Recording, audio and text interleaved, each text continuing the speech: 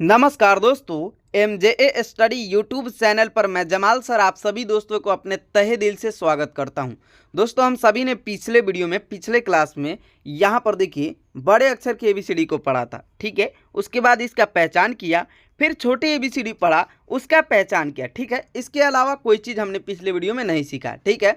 वह क्लास 1 था। ये जो क्लास आप देख रहे हैं यह क्लास 2 है। इसके अंदर मैंने उस वीडियो में वादा किया था कि आपको यूं चुटकियों में अता पता लिखना, आपका नाम लिखना, इंग्लिश पढ़ना सिखाऊंगा, ठीक है। तो आज के क्लास में मैं इतना कुछ आपको करके बताऊंगा यूं चुटकियों में, ठीक है। तो बने रहिए इस क्लास में शुरू से लेकर के अंत तक, बिना इस वीडियो को भगाए हुए, बिना बीच में छोड़ करके भागे हुए, ठीक है। पूरा वीडियो देखिएगा तो जो चीज़ मैंने आपको बताया कि अता पता लिखना, नाम लिखना, इंग्लिश पढ़ना, वो आप इस वीडियो में, इसी वीडियो में सीखिएगा, ठीक है।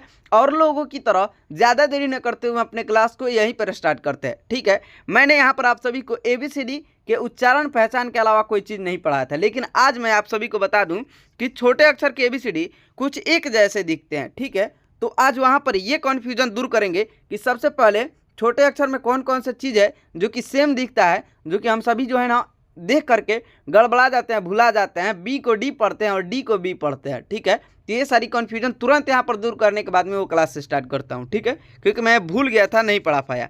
देखिए दोस्तों, वो कौन कौन सी चीज़ है।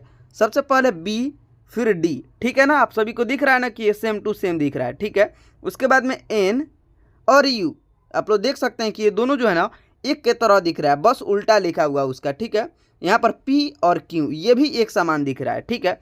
ये क्यों और कैसे है आइए यहाँ पर बताता हूँ। B D, ठीक है, P Q, ठीक है, N U, ठीक है ना।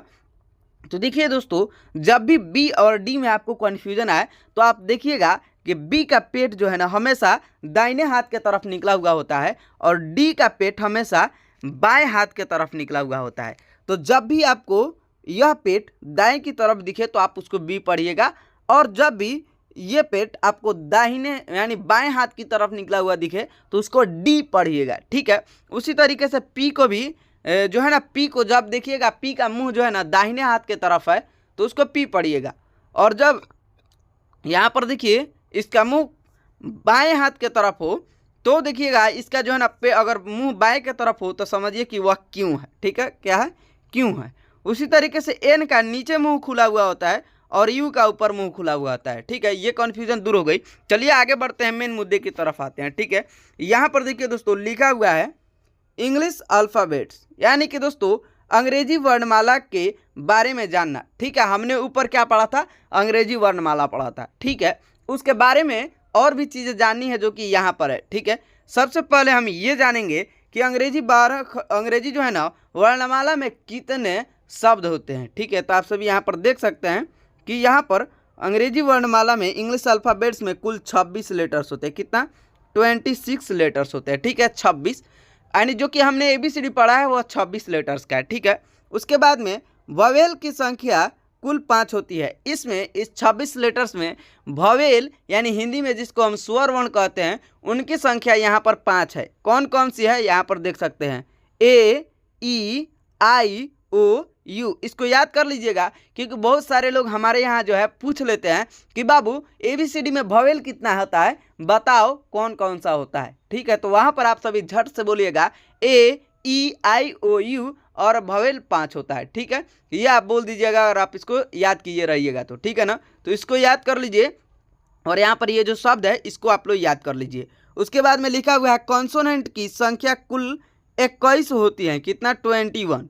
इसमें कॉन्सोनेंट की संख्या कितनी होती है? 21। एक चीज़ मैं आपको बता दूं, 26 में से जब 5 जाएगा तो क्या बचेगा?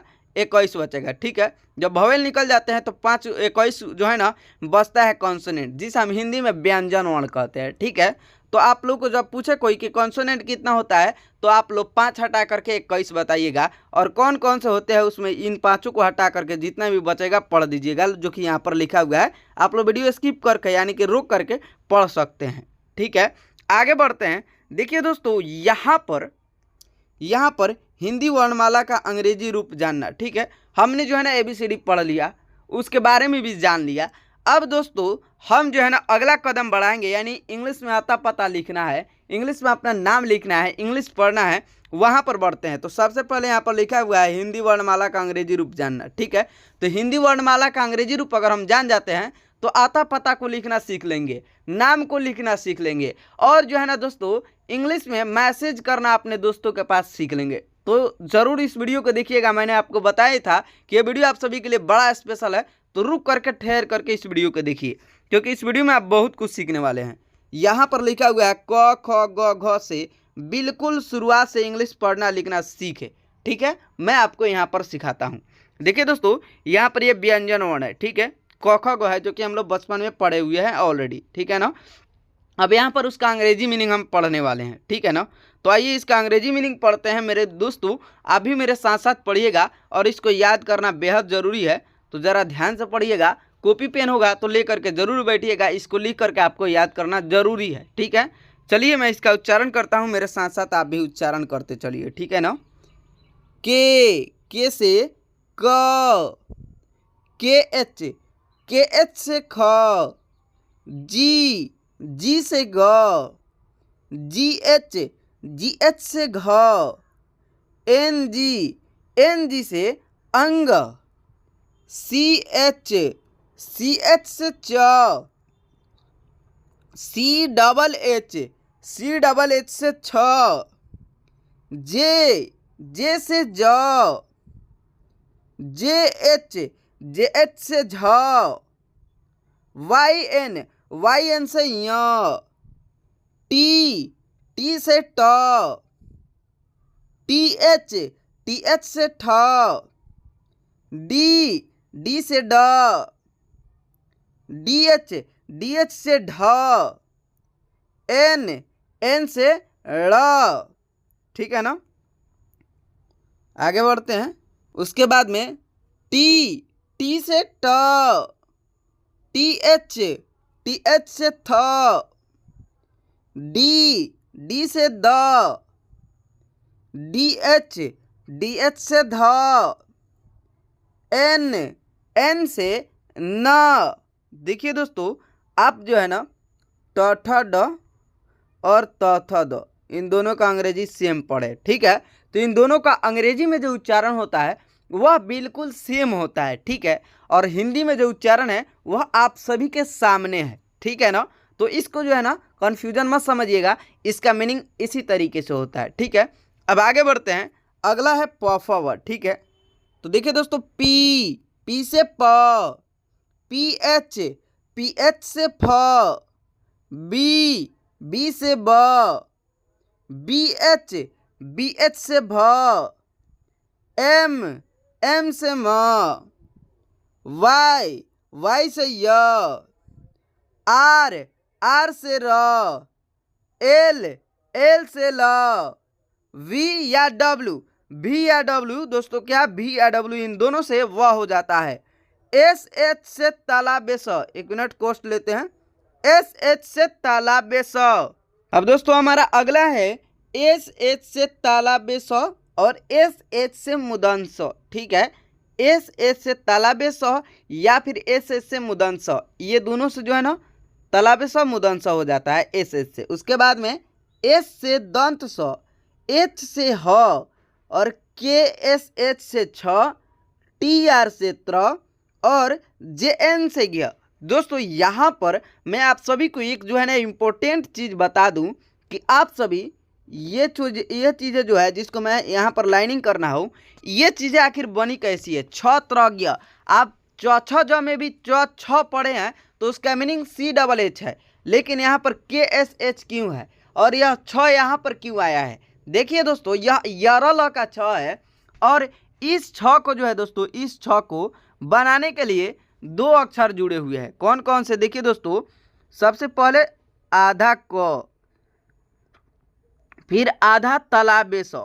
जब ये दोनों एक साथ मिलते हैं तो इनकी मिश्रण को हम कहते हैं छ।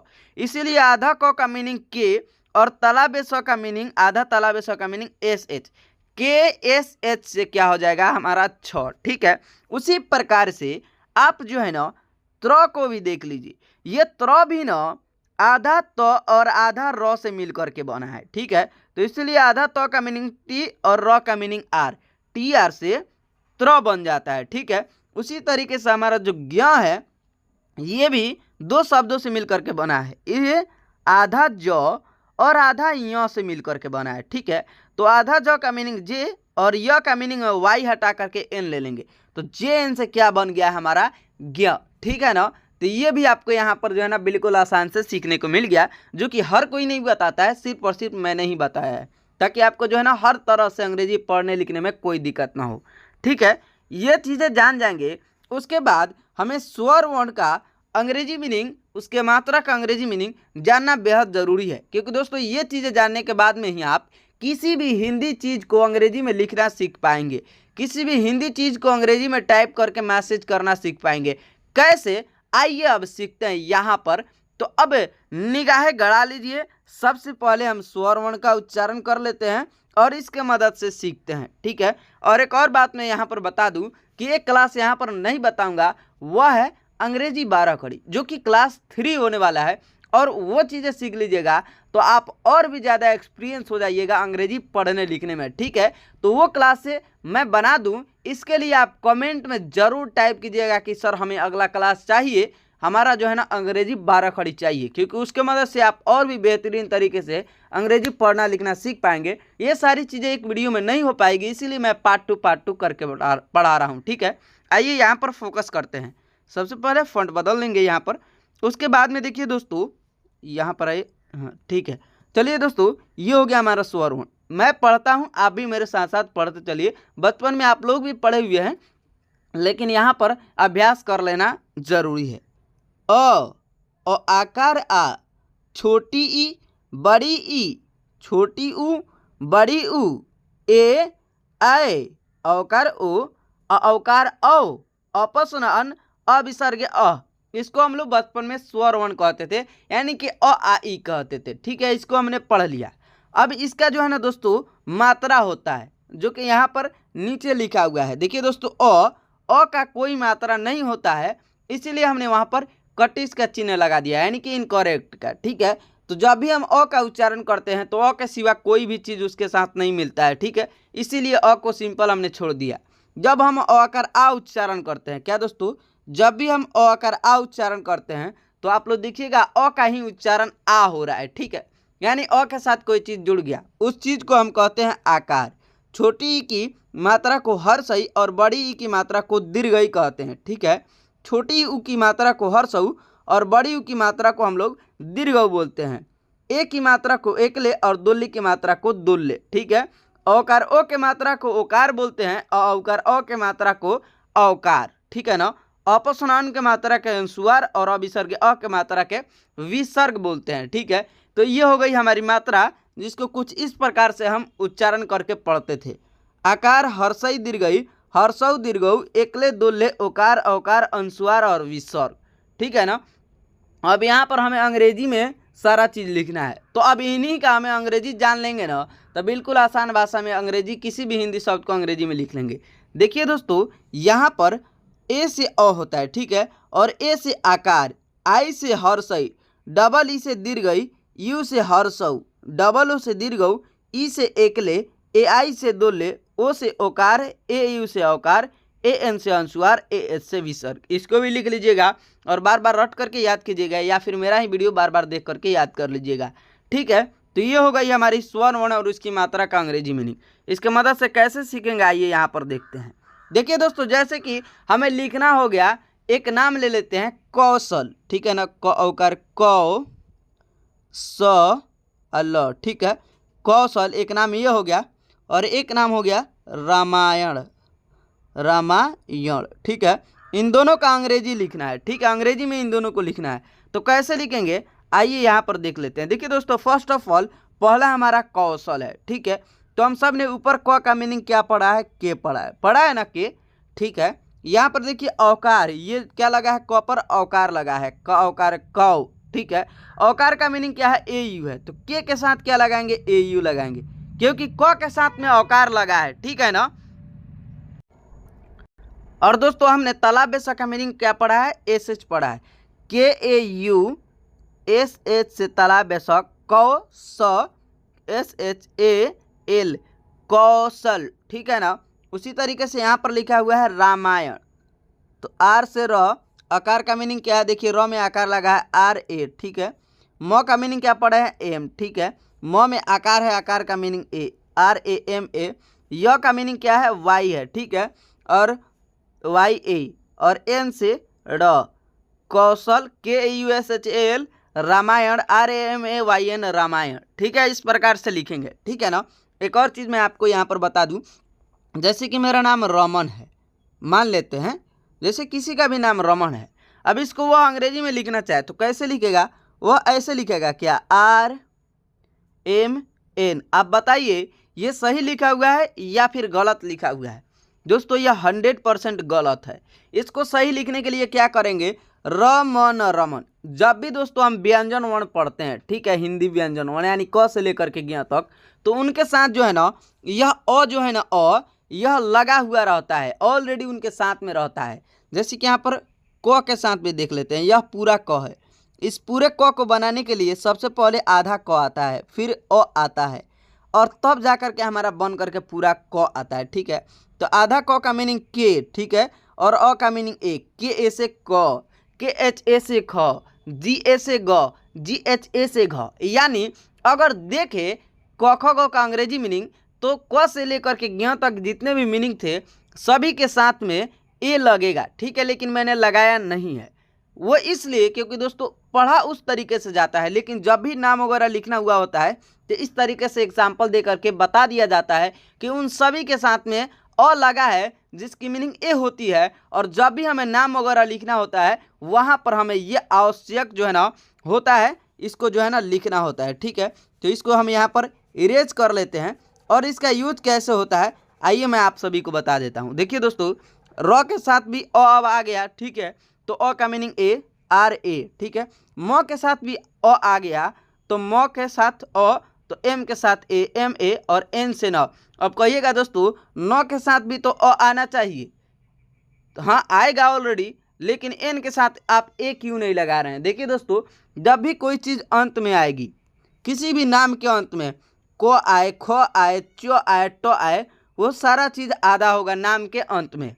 वही चीज़ जब किसी नाम के बीच में आए तो उसको हम क्या करेंगे, उनके साथ में ए लगाएंगे। जैसे कि यहाँ पर रामायण मैंने लिखा था, र आकर रा, एक मिनट, र, म आकर मा, य आकर या, अण, राम, रामायण। एक मिनट दोस्तों इतना सही नहीं हो रहा, र मा य अण, रामायण, ठीक है। अभी ये सही हो गया, गलत लिखे इसके लिए सॉरी। देखिए दोस्तों यहाँ पर मैं आप सभी को रामायण का अंग्रेजी मीनिंग शुद्ध लिख करके बताता हूँ। आर से र, ओके, र क्या है, शुरुआत में है, इसमें ए लगेगा, आर ए, एम से म, और म के साथ ऑलरेडी आकार है जिसकी मीनिंग आप सभी यहाँ पर देख सकते हैं, ए है, तो एम ए। अब यहाँ पर यह है तो यह बीच में ही आएगा, वाई से यह, और इसके साथ भी अ है तो इसका भी मीनिंग ए लगा देंगे, और एन से न, यह क्या हो गया, अंत में आ गया, तब इसके साथ में क्या होगा, ए नहीं लगेगा, यानी अ इसके साथ नहीं लगेगा, क्योंकि यह आधा है, और आधा के साथ जब अ लगेगा तब जा करके वह पूरा होगा। तो इसका मीनिंग कैसे हो गया, RAMAYN, रामायण, इस प्रकार से, ठीक है ना। अब जब भी किसी का भी नाम लिखना हो, जैसे कि यहाँ पर लिखना है विराजमान, विराजमान, ठीक है, इसका अंग्रेजी लिखना हो तो कैसे लिखिएगा, तो आप सभी को मैंने बताया था कि V से वह होता है, ठीक है, V से या फिर W से, तो विराजमान, तो VI से वह, हर्षई V, हर्षई का मीनिंग क्या है, देखिए यहाँ पर आई है, VI से वह, हर्षई V, R से र, और र के साथ आकार है तो RA, J से ज, और ज के साथ अ का मात्रा है जिसकी मीनिंग ए होती है तो JA। अब यहाँ पर देखिए दोस्तों विराज, और देखिए दोस्तों एम से म होता है, म के साथ ऑलरेडी है तो MA, और एन से न, विराजमान। अगर विराजमान को यहाँ पर लिखे VIRAJAMAN, विराजमान, कुछ इस प्रकार से लिखेंगे, ठीक है। तो इस तरीके से आप ये चीज़ें अगर लिखे हुए रहते हैं कॉपी पर, तो किसी भी चीज़ को अंग्रेजी में लिखना बिल्कुल आसानी से सीख लीजिएगा, ठीक है। यह नाम लिखना हो गया। अतः पता, जैसे कि आपको मोतिहारी जिला में आपका घर है और कोई बोल दे कि भाई आपको मोतिहारी का अंग्रेजी मीनिंग लिखना है, लिख करके बताइए कैसे लिखिएगा। यहाँ पर लिख दिए हो हिंदी में मोहर से मोकर मोतर से ती होकर हारा दीर्घरी, मोतिहारी, ठीक है। अब कोई बोले कि इसका अंग्रेजी लिखिए, ठीक है, तो एम से हम सभी जानते हैं म होता है, ओकार का मीनिंग देखिए क्या है, एम ओ है तो एम ओ। टी से क्या होता है, तो होता है, ठीक है। तो में हर्षई है, हर्षई का मीनिंग देखिए क्या है, आई है तो टी आई। एच से होता है ह, ठीक है। ह में क्या है, आकार है तो एच ए। और आर से होता है र में क्या है, हर्षई है तो दीर्घई है तो भी आई लगाएंगे और जो है ना डबल ही नहीं लगाएंगे, ठीक है। MOTIHARI मोतिहारी, आप इस प्रकार लिख दीजिएगा, ठीक है ना। सिर्फ इसको जो है ना आपको याद रखना है। उसके बाद किसी भी हिंदी चीज़ को अंग्रेजी में लिख दीजिएगा। मैंने बताया था कि आप हिंदी में मैसेज करना सीख लीजिएगा अंग्रेजी में, ठीक है।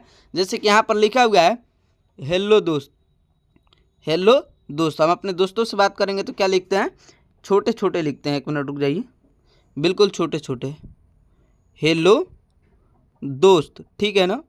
हेलो दोस्त, क्या हाल है, क्या हाल है, ठीक है। इसको अंग्रेजी में लिखना है, ठीक है ना। तो हेलो एच से ह होता है, ठीक है। ह में क्या है, एकले है, एकले का मीनिंग देखिए क्या है, ई है, एच ई। एल से ल होता है, ठीक है। और ल में क्या लगा है, ओकार लगा है तो H E double L O, hello दोस्त, ठीक है ना। तो डी से द में ओकार लगा है तो ओ, आधा स है तो एस, और टी से तो दोस्त, हेलो दोस्त क्या हाल है, ठीक है ना। तो आधा क से होता है के, और वाई ए से होता है या, क्या हाल। तो एच से होता है ह में आकार है तो एच ए। एल से होता है ह आकार, हाल हाल है। ए हपदुल है का मीनिंग क्या होगा, देखिए दोस्तों, है यह दो है ना दुल्हे है, और इसकी मीनिंग क्या है, ए आई है तो एच ए आई से हपदुल है। हेलो दोस्त क्या हाल है, इस प्रकार से आप किसी के पास मैसेज कर सकते हैं, ठीक। जो है ना आपको करना यही है, तो मैं आपको बता देता हूँ। इस चीज़ को कॉपी पर लिख लीजिए, ठीक है। और इसको बिल्कुल आसानी से याद कर लीजिएगा, सिर्फ और सिर्फ इसके मदद से। क्या दोस्तों, इसके मदद से अता पता, नाम और हिंदी में मैसेज इंग्लिश में करना बिल्कुल आसानी से सीख लीजिएगा, ठीक है। तो यही वो रामबाण है जिसकी मदद से आप कुछ भी कर सकते हैं, इंग्लिश में लिख करके ट्रांसफर कर सकते हैं, ठीक है ना। दोस्तों यहाँ तक आप सभी ने मेरा वीडियो देखा है, आप सभी को वीडियो जरा सा भी अच्छा लगा होगा ना, थोड़ा सा भी, तो वीडियो को लाइक ज़रूर कीजिएगा। चैनल पर नए आए हैं, चैनल को सब्सक्राइब कर लीजिए। और जो है दोस्तों, जितना ज़्यादा हो जाएगा अपने दोस्तों रिश्तेदारों में शेयर इस वीडियो को ज़रूर कीजिएगा। उसके बाद में दोस्तों जितना ज़्यादा हो जाएगा हमको सपोर्ट कीजिए, कमेंट करके बताइए कि अगला वीडियो किस टॉपिक पर चाहिए, और इसका जो अगला वीडियो बताया है वो चाहिए तो लिखिए कमेंट में कि मुझे चाहिए। आपसे मिलते हैं अगले नेक्स्ट वीडियो में, तब तक के लिए बाय बाय।